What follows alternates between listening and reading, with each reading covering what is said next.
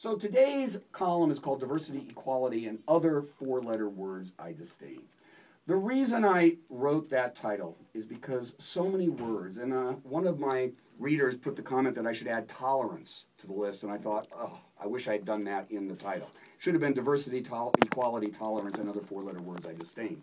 These words have been co-opted by what I call the politically correct police.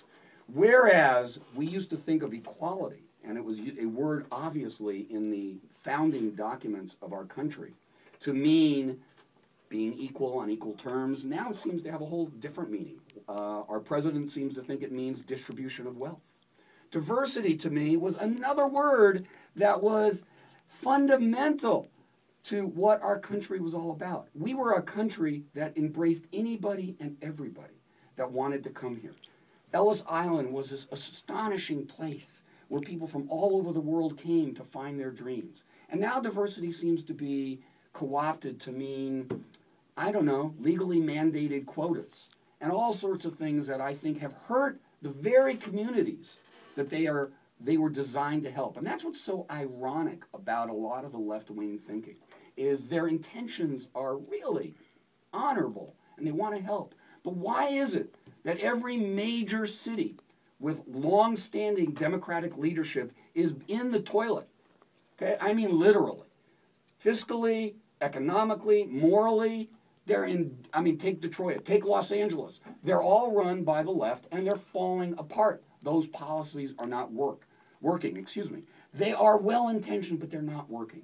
And just like words have been co-opted, including tolerance. Tolerance, oh my gosh. What did tolerance mean? Tolerance meant free speech. Now, are you allowed to speak freely on campuses today? Not if you're not parroting exactly what the professor says. Not if you're pro-Israel. You'll be shouted down on most campuses. Not if you're Ann Coulter. You'll get a pie in the face on most campuses. But if you do the right point of view, you're welcome. Is that tolerance?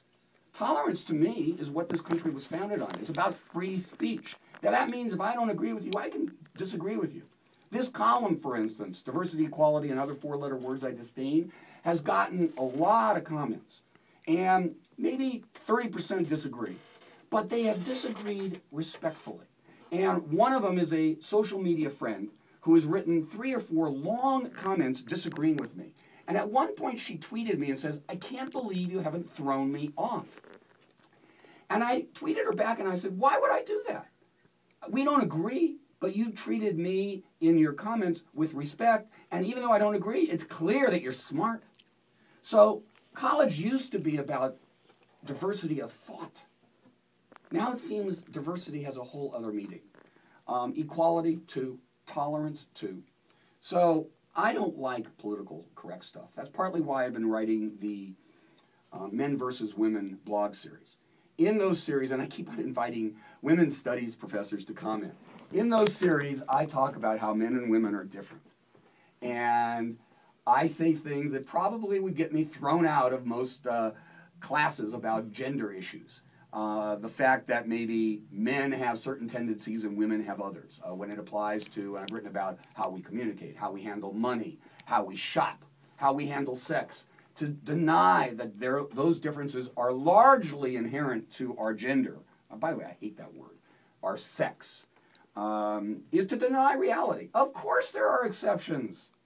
So there are men that love to shop, and there are women that hate to shop. But in general, women will enjoy shopping more than men. Okay? That's a generality. It's as true as, in general, men are taller than women. Doesn't mean one is better than the other. It just means we're different. And I continue to believe we should celebrate our differences, embrace our differences, rather than try to make us all the same. And that's where this equality thing has gone way out of whack. This redistribution of wealth idea is insane. It totally diminishes any sense of persistence, perseverance, entrepreneurial instincts, or just really working hard because you want to succeed. In America, we always had rich people that became an ideal that we could be just like them. And the truth is, anybody could be. Anybody in America historically could make it. Yes, some people had more advantages than others. I was talking with my friend who's in studio with me exactly about that fact on the drive up here. Okay, I had a very lucky life growing up. It gave me certain opportunities that maybe others don't have. I'm grateful, but I still had to work for everything I got. And I came from a decidedly middle-class family, but I came from a mom and dad that were there.